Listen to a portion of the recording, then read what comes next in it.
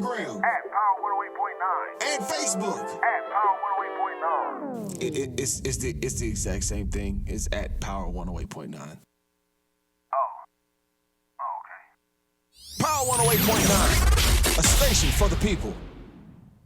Yo, it's Michael McFadden of Power 108.9, and I want to ask you a question. Are you looking for a new house? If so, you need to holler at our guy, the mortgage guy, Alvin Jameson. AlvinJameson.com. Yeah, Alvin like the chipmunk, and Jameson like that fine whiskey. Not only can he help you on the purchase of that new home, he can also assist you on that refinance as well. So whether it's FHA, conventional, and of course that VA home loan that you sitting on right now, yo, call Alvin Jameson. 404-587-9033. Once again, 404-587-9033. Trust the guy we trust here at Power 108.9. Alvin Jameson. AlvinJameson.com, or just call him 404-587-9033. And of course, tell him you heard it right here on Power 108.9. Let's go.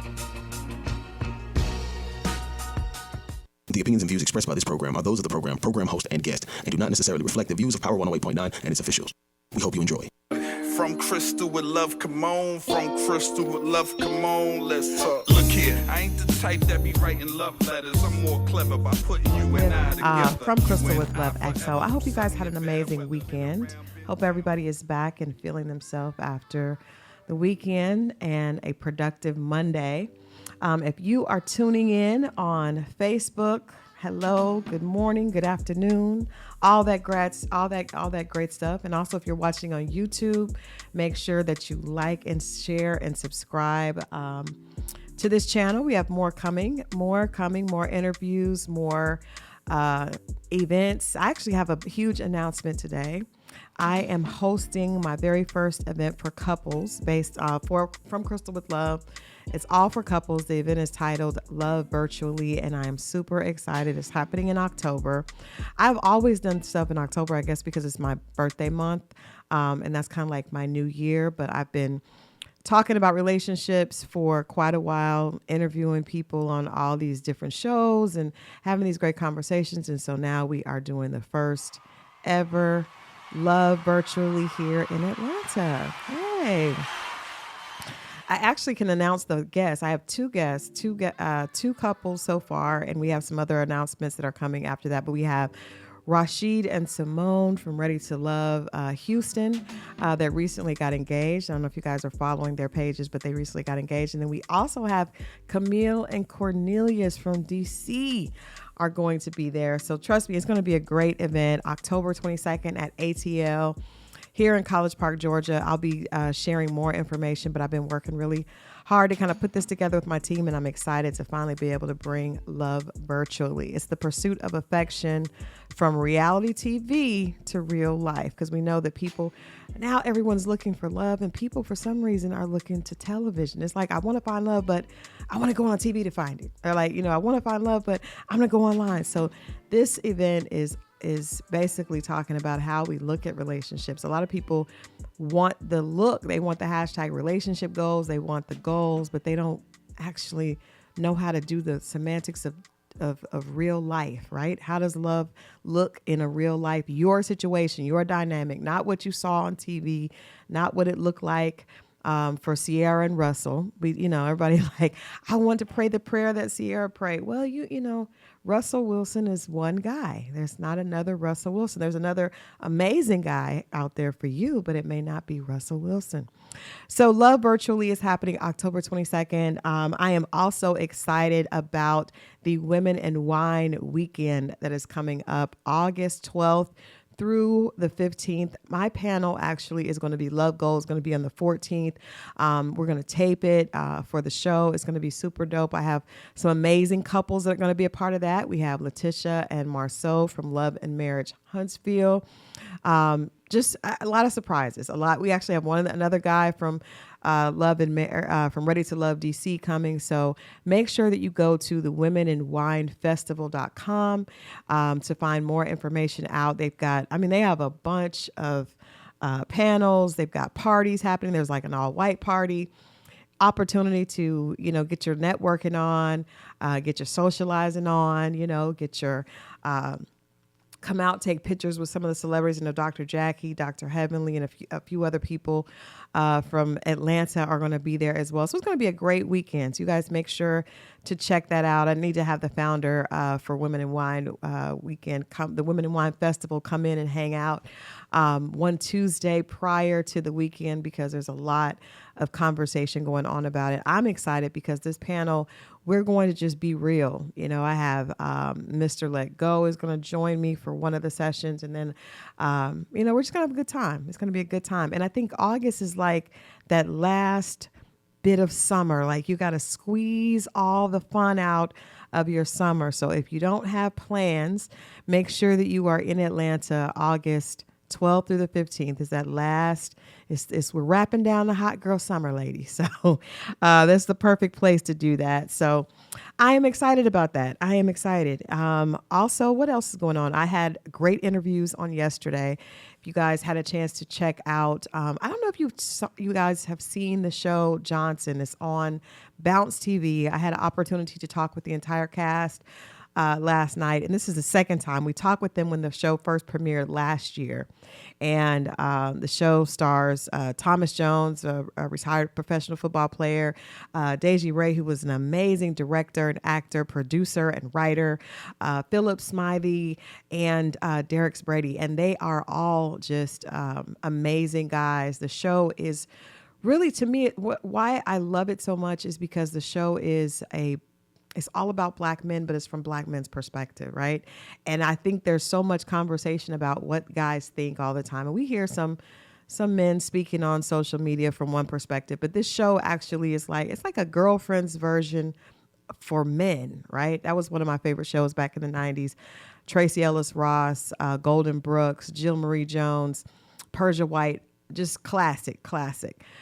So this is like the flip version of that. If you were to have girlfriends for men, and you actually get a chance to see the different personalities, how they act with each other, how they interact with each other.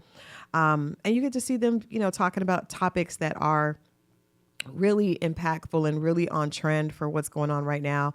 One of the characters is married to a white woman, and so his friends are definitely giving him a hard time. And we see him kind of struggling with realizing that, he has a commitment and responsibility to his community, even though he's very successful in his life. He felt like his life didn't necessarily include some of the issues that other African Americans are dealing with. We see him going through that. And I think that's a conversation that we've always had. Like Kanye said, when you get on, you're going to leave your ass for a white girl. Well, in this show, one of the characters, he got on, he was raised in humble beginnings, goes to Ivy League college and becomes successful and gets a white woman. And so they deal with that. There's another couple that is, they're in divorce, actually going through divorce, and you see the strained relationship between the mother and the father, and the little boy kind of being torn in the middle, and the mother saying, you don't have to it's just that whole dynamic that we all know happens. And we usually hear the narrative from the woman's side.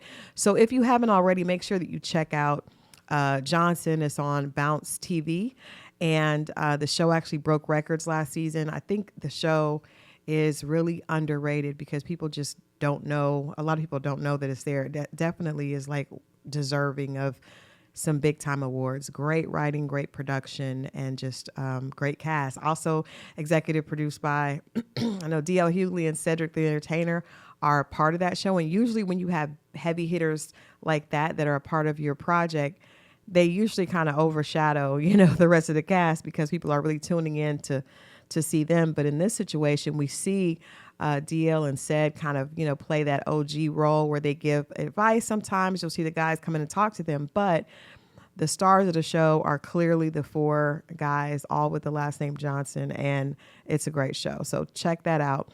I also had the opportunity to interview Angel Brinks, stylist, just fashion stylist extraordinaire. She styled everybody from Rihanna to Cardi B, Lil' Kim, and so many more, and makes, clothes designs clothes for average women as well. But she's a little powerhouse there on Basketball Wives.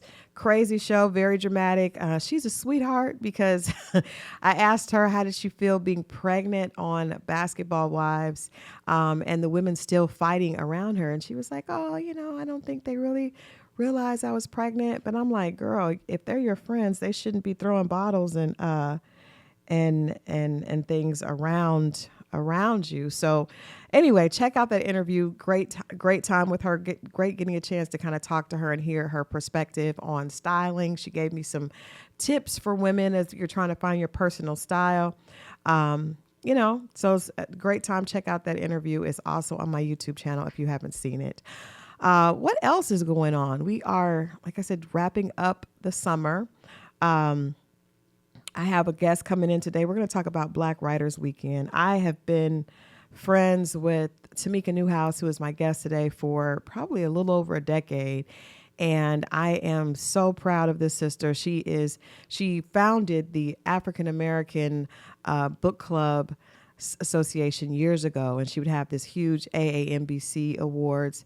That has transitioned to Black Writers Weekend, and it's gotten even bigger, and there's so much coming up with that weekend here in a couple of weeks. And so Tamika is going to join me, and we're going to talk all about writing, all about her personal journey. I think writers especially are always, it's great to hear like what's going on in their life, because usually so much of that is reflected in their work. And so being an author myself, I know that depending on where I am in life and what I have going on is usually where the space that I'm in, right? So I look forward to hearing her feedback. I know she just came back from Greece, so we want to hear all about that trip and all about this weekend and all the amazing things. If you have interest in writing for television, if you're interested in writing books, producing, or just being around creatives and being part of a production, you definitely want to check out the Black Writers Weekend right here in Atlanta, Georgia. So much coming, so much happening. So make sure that you stay locked in for that. I'm excited about our Moment of Hope. We have an all new Moment of Hope from Pastor Dwight Buckner, who's going to be joining us here in a couple of weeks. And if you guys remember, we met Pastor Buckner when he starred on Married at First Sight a few seasons ago, the season here in Atlanta.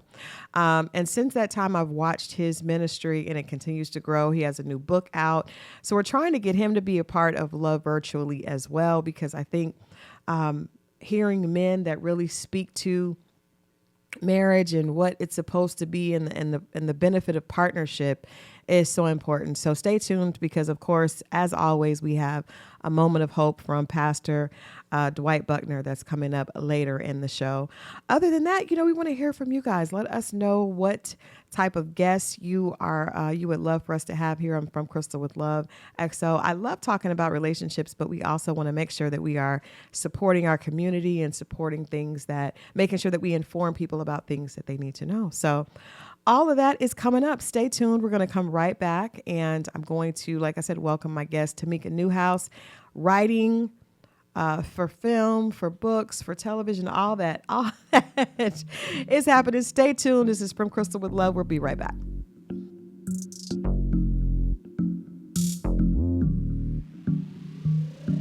Question: what's the only station where you can get R&B, hip hop, pop, and talk radio? Time's up. Power 108.9, a station for the people.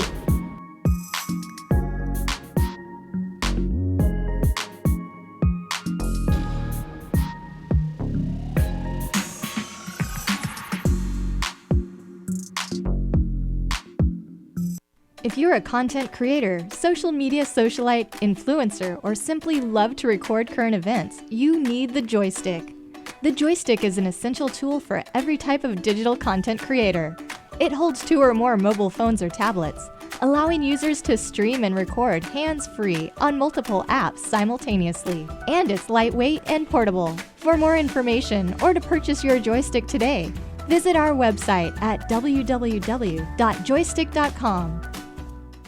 Yo, it's Michael McFadden of Power 108.9, and I want to ask you a question. Are you looking for a new house? If so, you need to holler at our guy, the mortgage guy, Alvin Jameson. AlvinJameson.com. Yeah, Alvin like the chipmunk and Jameson like that fine whiskey. Not only can he help you on the purchase of that new home, he can also assist you on that refinance as well. So whether it's FHA, conventional, and of course that VA home loan that you sitting on right now, yo, call Alvin Jameson, 404-587-9033. Once again, 404-587-9033. Trust the guy we trust here at Power 108.9. Alvin Jameson, AlvinJameson.com, or just call him 404-587-9033. And of course, tell him you heard it right here on Power 108.9. Let's go.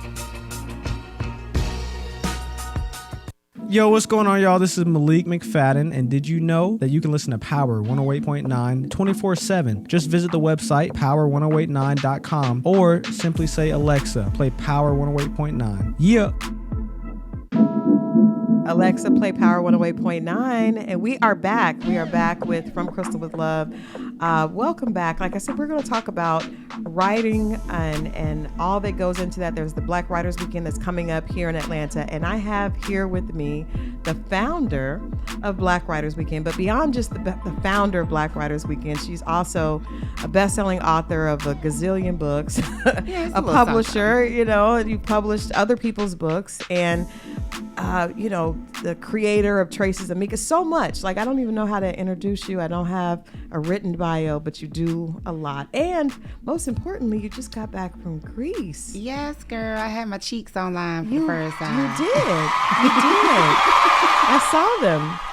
Yeah, I've been working on, a little something. Just trying to get it together, tighten up a little bit. Now, were you working on showing off the cheeks or working on feeling comfortable enough to show them in their ready-made state? I definitely had no intentions of showing the cheeks. Okay. That was not the plan. Okay. But you in Greece, so you can walk around and kind of be free. So I'm like, hey, why not? Cheeks looking kind of good, So, it's the first time for everything, mm-hmm. and yeah, it felt like free. It felt like you were supposed to do maybe it. Tamika 5 years ago, probably not, but. I think Tamika a couple of years ago, because I think the cheeks have been threatening to be shown, because there's been some gym. I've seen some shots of you in the gym working on them. I know you were working on getting the cakes together. Yes, I had a badunkadunk challenge one time because my thing was flat, girl. I don't know what was going on. It was real flat. So I started a badunkadunk challenge, but folks wouldn't stick to it. So I'm like, all right, I'm going to just keep it going. What is involved in a badunkadunk challenge? So there are a series of squats and, like lunges and things that we have to do every day. Okay. And so now I've taken up boxing. And so that has made it way more fun. But is it on your cheeks, though? Yeah, well, this boxing I do, it's like a full body workout. Okay. So when I'm doing, each section, I'm doing exercises in between. Okay, you're squatting. So I'm squatting, I'm lunging, I'm doing like, they call them, where you jump on the ground and hop back up. Oh, the burpees? The burpees. The burpees. I hate them. Yeah. I hate them. I'm doing those. I'm doing the jump squats, the jump lunges. Girl, I'm doing everything. And this is all to build the butt? To build the body. I'm just trying to, be all nice and toned everywhere. I understand. It seems like you I don't have hip itch and stuff either, so I'm trying to build that too. I have all of that, and yes, you do. I always ask, can I borrow some? I would gladly give you some, because I am trying to do perfect opposite things. Like a little perfect little. I'm trying to do the opposite. A peach and an apple put together. I'm trying to do the opposite of that. I'm just trying to get to the apple part. But you know what's so funny though? I think women we always want what we don't have. This is true. Because you have long legs. Yeah. And I don't really have any legs. Yeah, that's one of my best assets, actually, is my legs. Yeah. I like my legs. But it didn't lead to no thighs, though. But why do we need everything? Like, we can't have everything. We cannot. We can't. I was talking this morning because I'm trying to, in the spirit of building a body, I'm trying to get to where working out is just it's not something I think about. Like, I don't want to do another challenge. I don't want to do a beginning of the year a resolution or none of that, because what happens is you do that for a certain amount of time, because I'll be in my zone, like, you posting, you're working out, you doing, and then you do it for a certain amount of time, and then I have like lulls, right? Yeah. So I don't want to have lulls anymore. I want to make it a part of my lifestyle. So I was asking Jamal, what does he do? Because he's one of the people that work out all. That's just like it's just like breathing. Like, we go out of town. I like to eat. He likes to Yes, work out. me Okay. too. Yes. Yeah. I'm like, so I was like, how do you make working out a part of your life like that? Well, you see me when I used to be really fat. Like I was a fat girl. Yeah, I'm still a fat girl at heart. I still like You're to eat not a and fat stuff. girl in person, but you were Yeah. you were heavier. I was fat. Let's call it what it was. I was fat. And then my skin was so blotchy, so I was just unhealthy. Yeah. And I really worked on being a healthier version of me because I started my writing career really young and I was achieving a lot of things, but the way I was going and living, I wasn't going to be here to see it. Yeah. And so for me, my whole thing was finding something that I enjoyed. Okay. And so I would switch it up every few months too. Mm-hmm. And I'm a nature girl, so I like to do hikes and things like that. So for me, it's more of a spiritual thing when I'm working out. And when if I'm angry and stuff, I'm frustrated. You take it out. I can take it out on that, and it has become a part of just my life. Not to look good, right? But in addition to that's like the bonus. Okay, like looking good is the bonus. But I like that. Your body on the inside needs to be healthy. Your heart needs to be healthy. Your organs need to be healthy. Taking in your water, getting enough sleep. Right. All those things, your stress level, bring that down. All that really factors into being a healthy person. So. Right.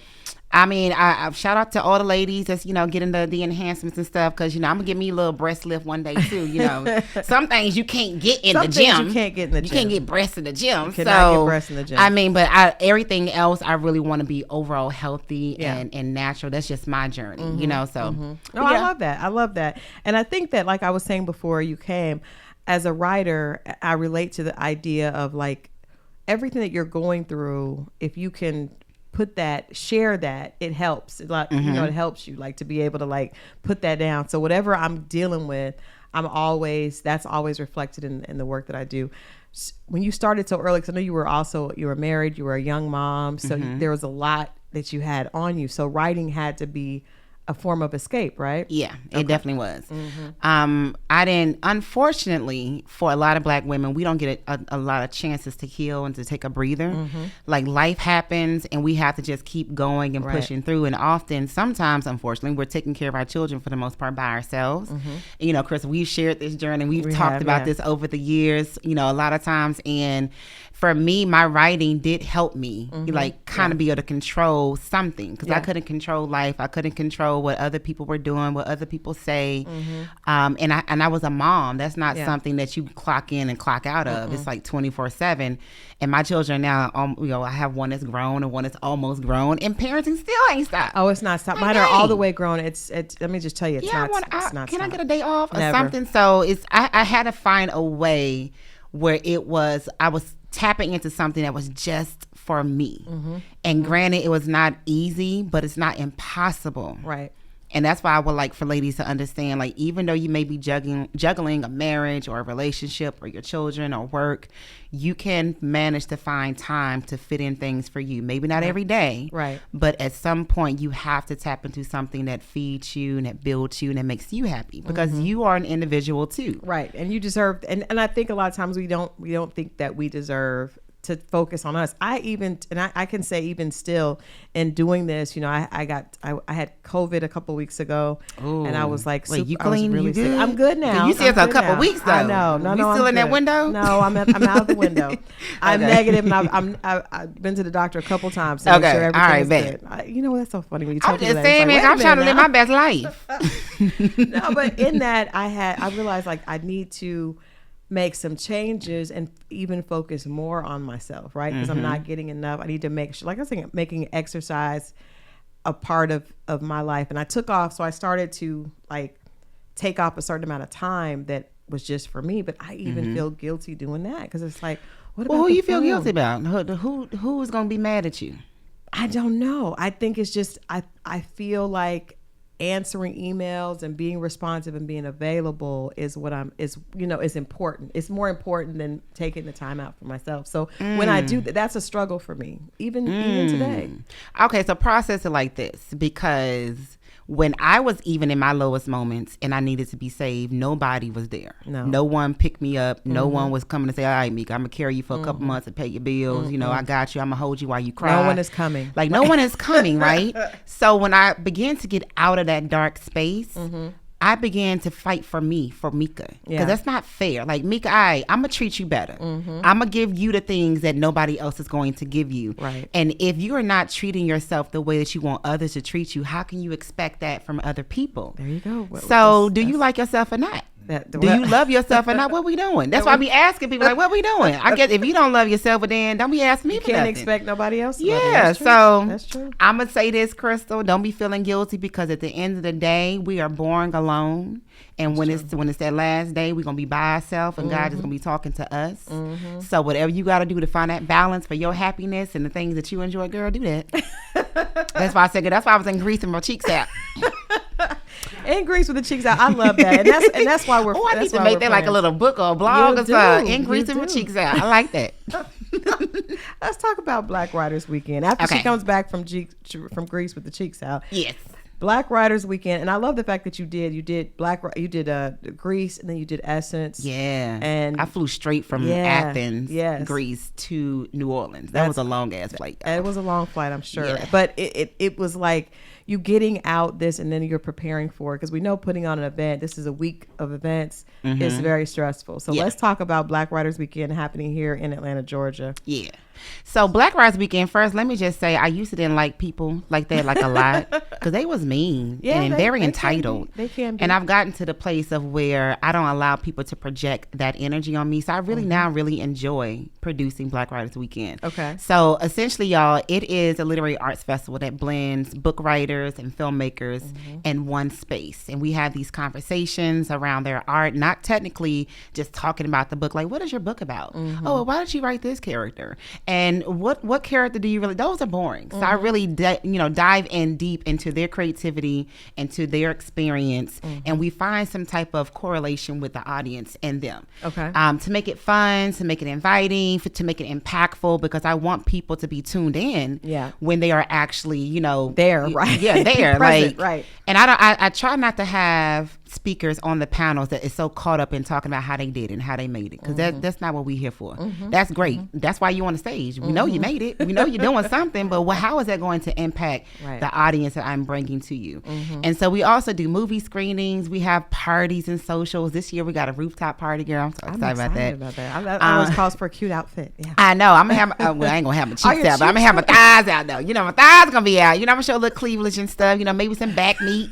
Just a little bit of something. Got to be semi-professional. Not the back meat. Yeah, just the back meat. You got to express your roles and stuff. You got to embrace everything.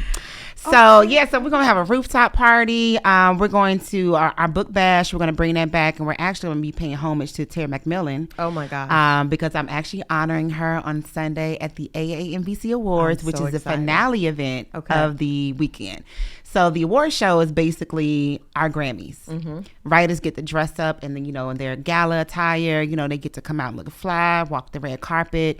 I have actual mainstream media there almost every year when I try to do this, because, writers tend to get left behind. They tend to forget that we are artists too. Yeah. So I always try to present my events like the film industry would or the music industry would, and make them be like the rock stars that they are, y'all. So it's it's 3 days of master classes, pitch sessions, panels, book signings, parties, socials, and then you get to walk the red carpet and stuff.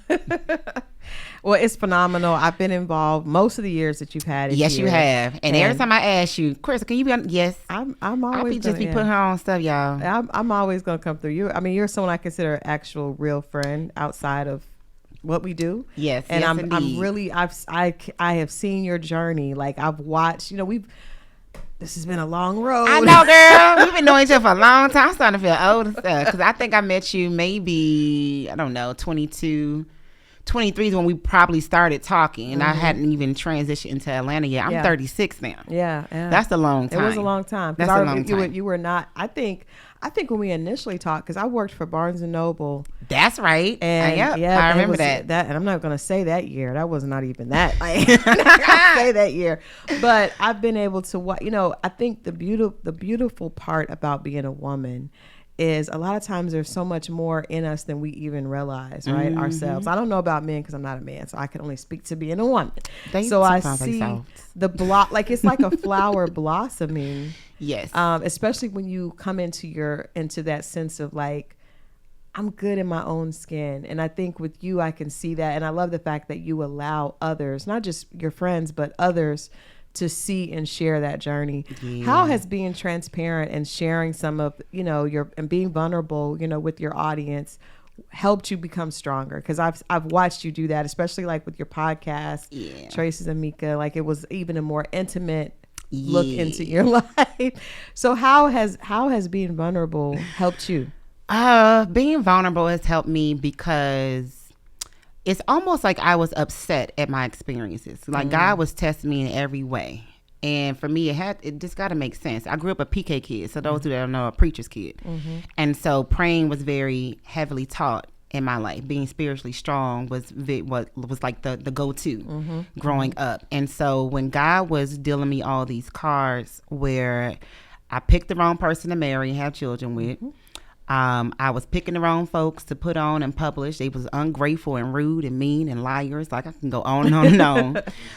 And then, when we're parents, we're raising our children, and sometimes our children feel like we supposed to be doing all these things. I ain't got to do nothing. I ain't like, I don't have to do like half of the things I've done. And so when I started, experiencing a lot of darkness, I took it upon myself to share this, to share it out. It was a way for me to purge that energy and that spirit, but also to gain more understanding. Especially when I travel and I began to meet other people that say, oh, I want to do this and I want to do that.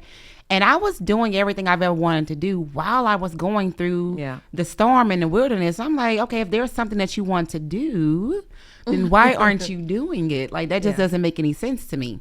So me talking about my experiences is for me to kind of help other people see that you can do it too. The only person that's causing you not to do it is you. That's a huge like lesson. Dreams really isn't technically a dream. It's not something you can fantasize about. Dreams are something that you can actually manifest and it can become true.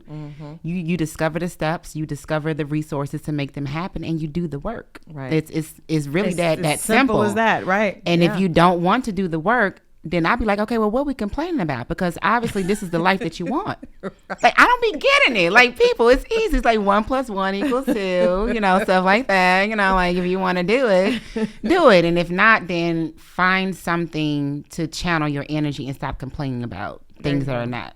There you go. Yeah. Stop complaining. I agree 100%. I felt like I was raised, I was born in Ohio, but raised in Oklahoma. And so that's where I was. That's Ohio, Oklahoma, of all the states, y'all. I don't know. My mom, she just, I don't know why she would drive. She would take, and she drove. She was like, she got out of a bad relationship and got some foresight. She drove from Ohio to Oklahoma. I'm like, that was the place. Why would we do that? Why would we? That's right. But so I was raised in Oklahoma. Actually Tulsa, Oklahoma, which was Black Wall Street. It was, and I was supposed to be there because the experience that I had growing up in that city, I went to an amazing magnet. I was in an amazing magnet program there. Went to Booker T. Washington High School, which I know there's Booker T. Washington's every place, but this one was special. But what I learned from that school and from that experience was really to celebrate the uniqueness of being a Black girl at that time. And that was not something that back in those days was really popular. Like, TV didn't look like it looks now. Nope. We talked about how there was colorism. There was so many different things that being a Black woman was you would see Black women, but they looked all like Halle Berry or Sherry Riley. They didn't look like us. They didn't look like us. Not the ones on television. You know what I mean? So it was an interesting. And we say us, y'all, we mean dark skin because we cute. We get it twisted. Cute is cute though. Yeah. Cute is not a color. Like, cute has no color. But they didn't show dark girls, which is why in my books, all of my lead ladies are dark skinned. We talked about that. I did a special on that, and you helped me with that, going and talking to a group of high school girls, and that was really. And I wish more people saw that, because we actually took out, and I know we're getting off track, but this is my friend, so we can do that. Right. But I actually wrote down all the lyrics, the hip hop lyrics that address color when it comes to women. And there were so many references of beauty that connected red bone or yellow with beauty. And then absent of any straight hair, long, curly, real hair and all that stuff. And we talked to a group of high school girls, and you realize that it's not just music. It affects people. It shapes people. But I also think that's why being a writer is so important, because I know for me growing up, writing was my escape. And I think to kind of piggyback on what you said earlier, the time that the first book that I got published was a book that I wrote because my father had died from an overdose, and I was out of control. Like there was no way to reckon with that. There was no closure for that. There was nothing I could do besides just put it all the anger, because I was angry. I mean, someone dies and you're still angry at them. There's no place for that to go. So it all went into this book. And that was the first book that I got published. But it was, if not for that tragedy, Under the Cherry Moon. Girl, I always be calling it Cherry Blossom. Under the Cherry Moon. And it was because of, I just didn't know what to do with that pain. There was no place for it to go. Yeah. You know? I think, and you know, we have a similar story too, because with my first book that I published, I wrote it 6 weeks after my mother took her last breath in front of me. And I was upset with her for quite a long time because, lady, you was only 52. You really could have stuck around at least give about 10, 15 more years. And then as I got older, I realized that I really need a mother more so than a child. I really need her more as an adult. Like, honestly, like really dealing with people and relationships and jobs and motherhood. Like, it's so many things that I really needed, you know, parental guidance on, and she wasn't there. And I had to really figure out these things on my own. And so writing was a really good escape for me. Now, granted, I wasn't writing about, you know, beautiful thing. I was writing about love and drama and, you know, erotic stories and stuff. That was fun and stuff. Like, I wrote about things I could control versus, you know, tapping into my own reality.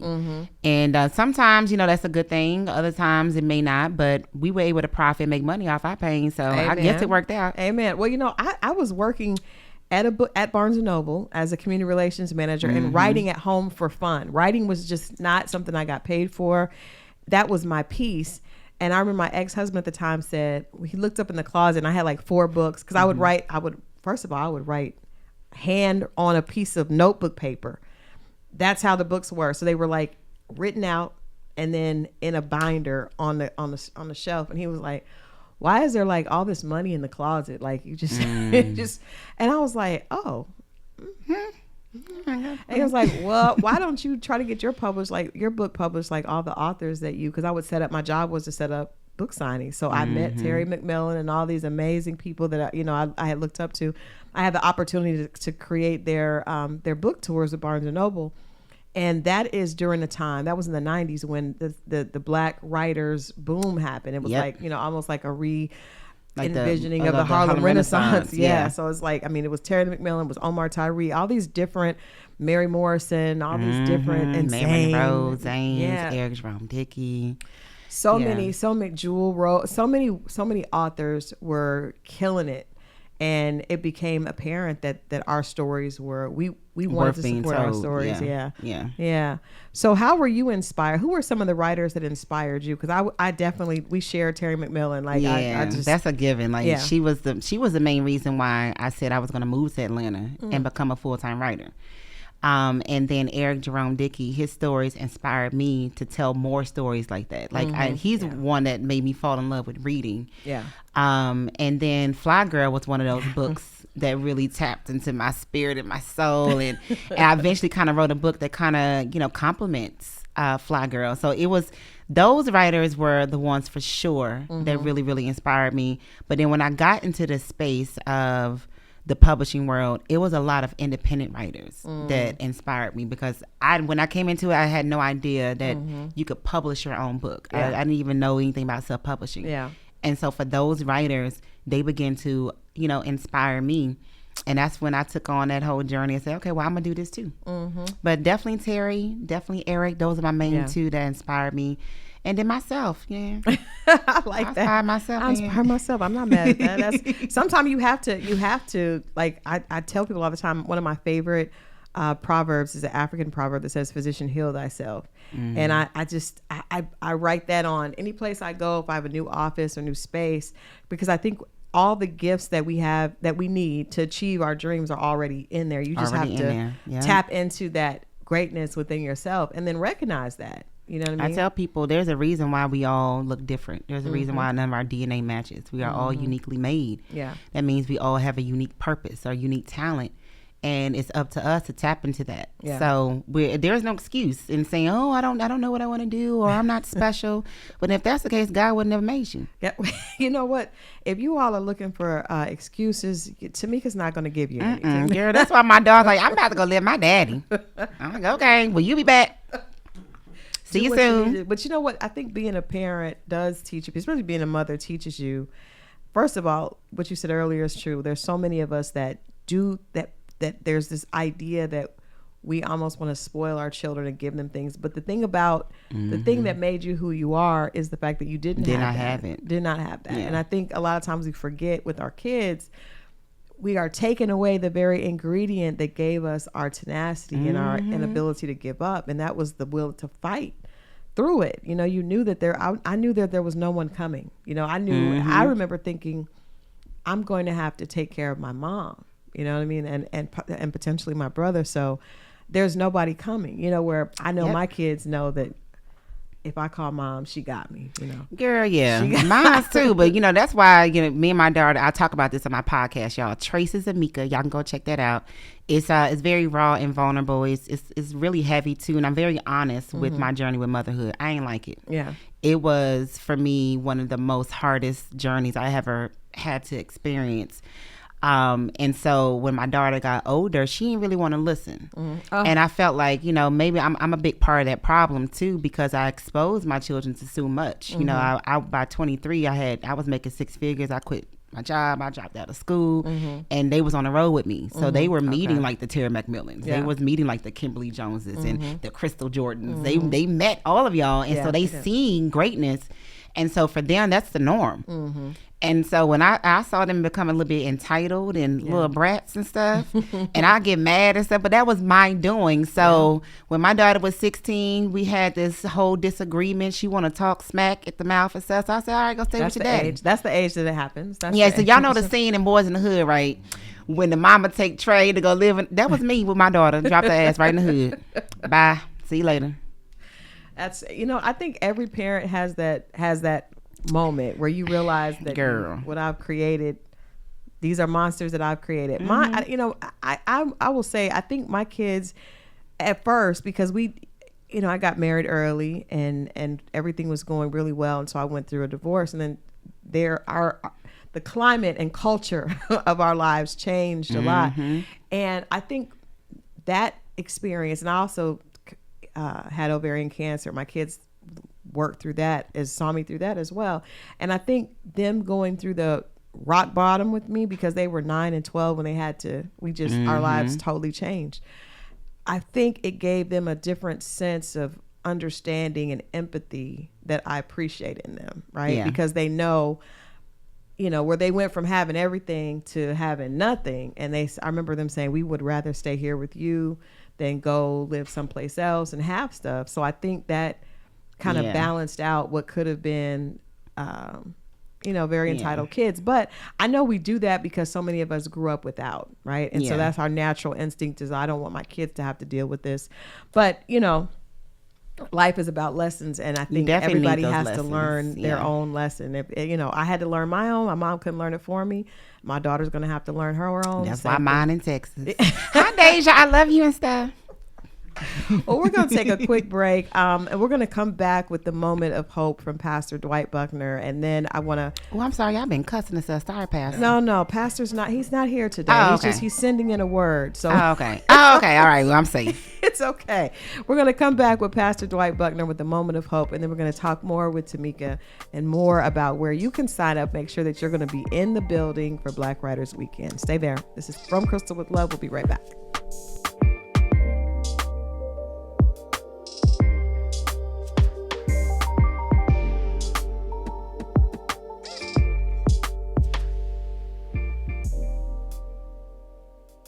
Keep it locked. Power 108.9, the station for the people. Welcome to a moment of hope with Pastor Dwight. I want you to understand this year, God is going to literally shock the world with you. If you have not heard or you may not understand, you have been greatly undervalued. And God is going to use everything they did to you for your advantage to take you higher and higher. You are God's chosen vessel. I would like to call you the fine china. God is getting ready to pull you out for a special occasion and display you. You are literally going from the back to the front. And for those who did not believe in you, for those who did not think you had what it took, God is literally about to raise you up and shock the world with you. This has been a moment of hope with Pastor Dwight. If you're a content creator, social media socialite, influencer, or simply love to record current events, you need the joystick. The joystick is an essential tool for every type of digital content creator. It holds 2 or more mobile phones or tablets, allowing users to stream and record hands-free on multiple apps simultaneously. And it's lightweight and portable. For more information or to purchase your joystick today, visit our website at www.joystick.com. But shout out to our friends over there at Credit Building Professionals. What up, Credit Cred? I tried to come with you. That's what she said. Oh. Hey. Power 108.9, a station for the people. Hey Atlanta, this is Sayon, and you're listening to Power 108.9. All right, we are right back. We're back with From Christal with Love XO. I'm your host, Christal Jordan. I'm excited to have my good friend Tamika Newhouse here. Tamika, before we get back into Black Writers Weekend, I like guests to leave some action items, right, that you can share with viewers, right? So I know we talked about motherhood, and what I love about you is the fact that, like we talked about, you've been vulnerable about sharing this journey. If you had to give your younger self, right, 3 action items to do that would have gotten you to this place, maybe faster than you did, maybe things that you learned along the way, what would those 3 things be? Action items is such as, like, don't talk to that dude. Is that what you're talking about? As like, no, just like what things you can do internally, because we all know, we all know that there's going to be some Negroes that were, or just gentlemen that we should have left where they were. But sometimes those gentlemen come with lessons. Yeah, I ain't want that lesson. You're talking about a specific gentleman here, I see. Yeah, yes. You know who I'm talking about too. I don't like you. But praying more, or don't stop praying. I like that. Okay. Don't. Like, you always need to be talking to God and having those conversations with God, and people may be like, well, what is God, or who is God? Often, I like to say, well, God is you. Like, God is around you, especially when you look in the mirror. What do you see? Internally, how do you feel? God essentially is you. It's doing good. It's meaning well. It's holding yourself accountable. All those good things. Honestly, every religion holds the same type of moral. So whoever your God is, do that. But don't stop praying. Okay. Another thing is, don't stop intentionally dreaming, like trying to, everything that you have in your head and things that you want to achieve, or the places you want to go and see, like I went to Greece with my cheeks out. Like, don't stop doing those things. Try to find a way to switch it up, and always create new. Oh, that's another one. Always create new experiences. I like that. Don't stick to the routine. I think people kind of get stuck, and they may kind of get into this space of unhappiness because nothing new is happening. Nothing is causing a spark to happen, because you're too stuck in this routine. And I hate routines, girl. That's why I'm still working on that whole commitment thing when it comes to relationships. So y'all pray for me in that space. But those are my things I would say. Okay, so don't stop praying. Dream intentionally and create new experiences. That's good. And that's different, because I think a lot of people, I was interviewing Angel Brinks from Basketball Wives last night, and I asked her what advice, the same type of question, and she said that stick to what you're doing and don't let others get you caught off, right? Because I know for me, I know I've shared this story with you.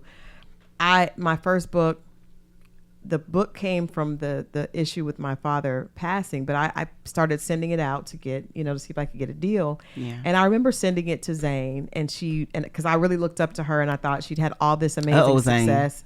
Old Zane was like on top of the world at that time. And I remember she wrote back, and she was like, you're a talented writer, but the story isn't right the way it is. You got it about one person. It should be about multiple characters. And she just basically like totally told me I should change the story. And she said if I did that she would, she would consider publishing under Strayboard, which was her Strayboard Books, which she had. So that was one of my first letters, and I thought about doing that. I was like, wow, I could actually get, the idea of publishing your first book. I was like 24 years old, like this could be great. Yeah. But she wanted me to change the book, and that wasn't what I felt. That wasn't in my heart. So I turned it down.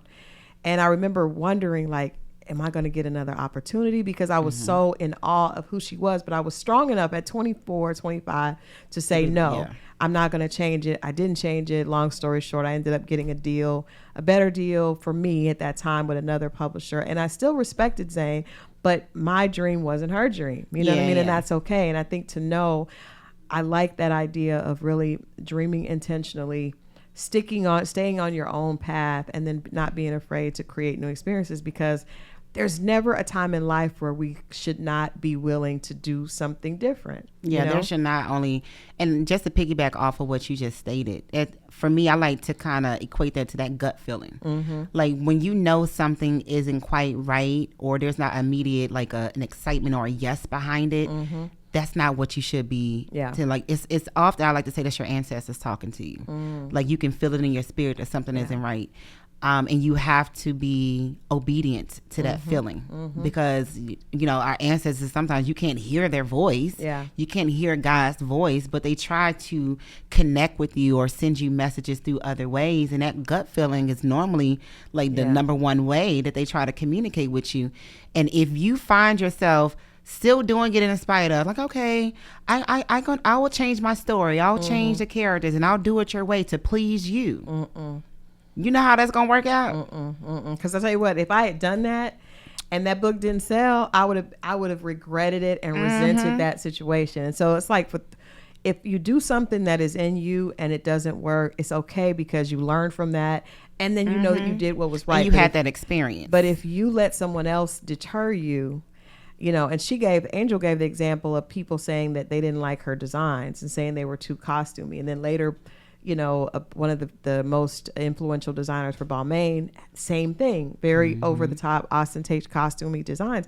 And she's like, if I had abandoned what I felt because of that, I would have been so angry later, because I was right, the whole time. And so I think that for anyone that is a creator of any type, be it music, writing, artist, if anyone, I was watching, you guys haven't seen on Netflix Dave Chappelle's latest. Oh yeah, I plan to watch that. Yeah, it's very, very good, and it's good. It's not a comedy special. It's him speaking to students at the college he used to go to, and he talks about the integrity of art and how important it is for there to be the right to express art, the right to express in any way that is authentic to the artist. You can't tell someone else what their experience is or what their experience is. And art is subjective, so everyone is not going to connect with what it is that you're saying, but everybody's not supposed to connect.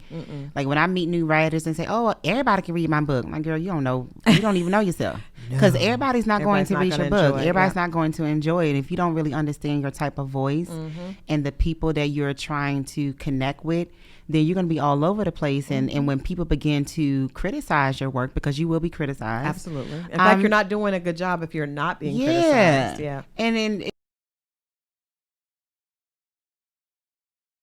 to connect with that, and you're going to begin to believe those things, and boom, there go your confidence. Now you're all over the place, and I don't want to create no more, I don't want to write anymore. I'm like, okay, well, I guess you don't. What?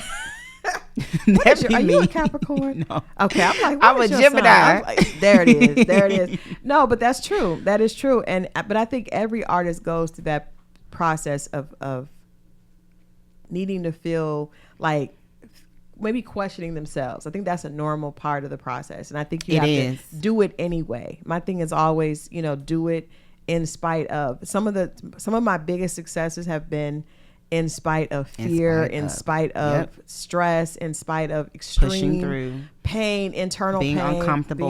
Being uncomfortable is in fact, if you're not uncomfortable, it's probably not the right thing. But see, that's why I respond the way I do, and I'm like, all right, I guess you don't, because when I say that, Yeah. And when you think about reality, like, oh, I'm not going to create anymore. It just gives it back to you, like, yeah. Okay. So now it's like, oh, okay, well, I guess I should keep going, because if I don't, then nothing's going to happen. So I just, I'm just straightforward. You are straightforward. Yeah. Let people know, because there's an amazing group of people. If there's no one else going besides Terry McMillan, I still need to be there. Yeah. There's an amazing group of people coming for Black Writers Weekend. Let people know where they can go to find out, where they can register, and how they can be a part. Yeah, so you guys, I try to make it simple. It's blackwritersweekend.com on Instagram, on Twitter, on Facebook, even on TikTok now. We're on TikTok now, y'all. Woo-hoo. So Black Writers Weekend, you'll be able to see, I want to say we're featuring over 50 writers this year. Tia Williams will be one of them. Greg Street, we're actually honoring him for his work in media.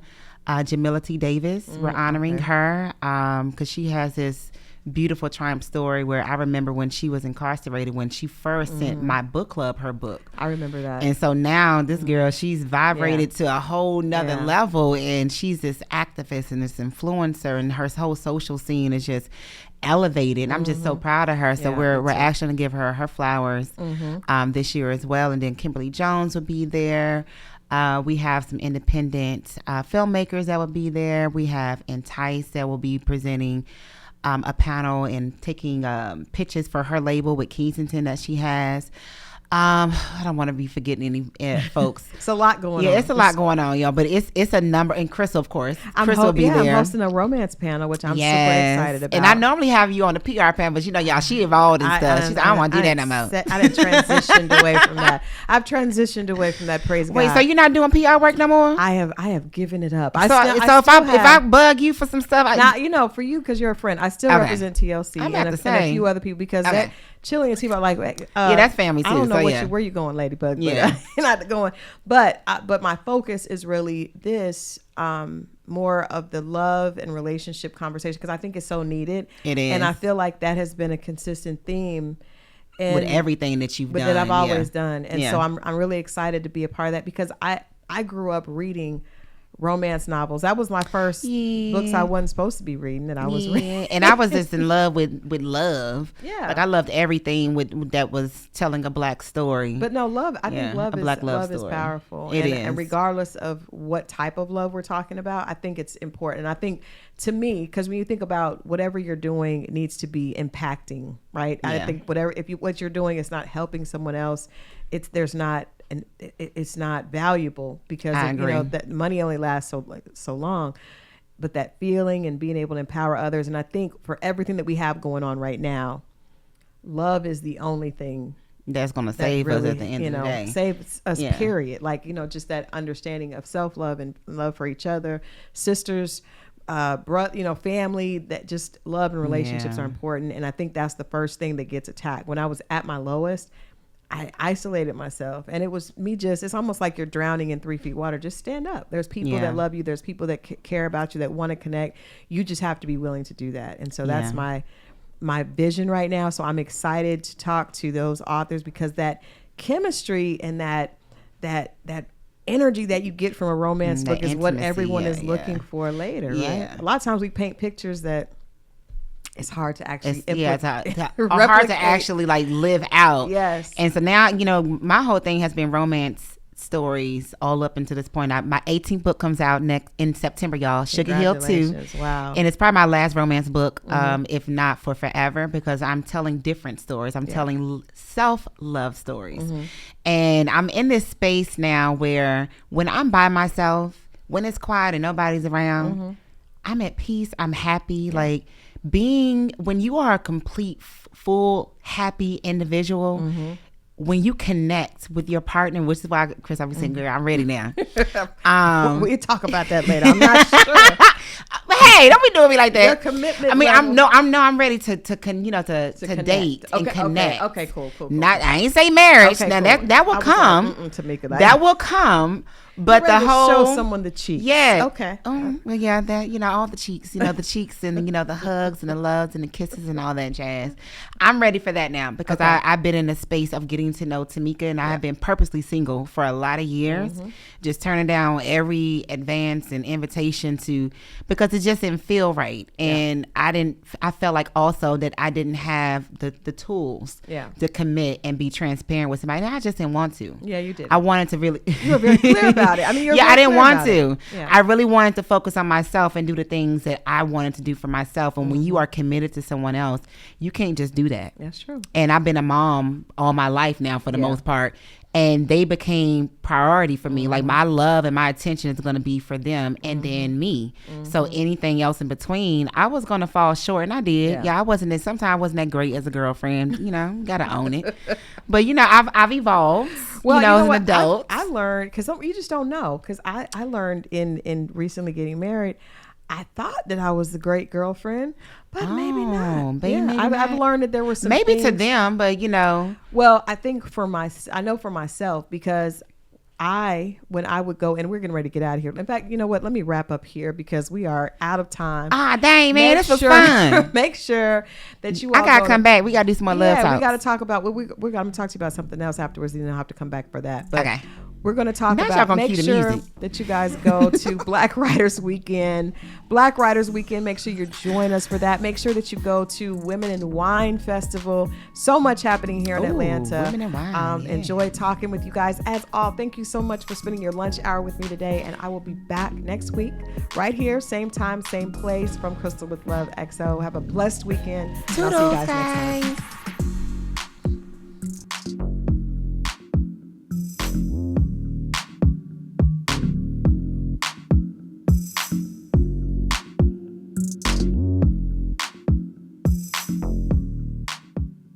Tired of all that baloney they force feed you on social media? Yes. Then get connected to Power 108.9, a station for the people.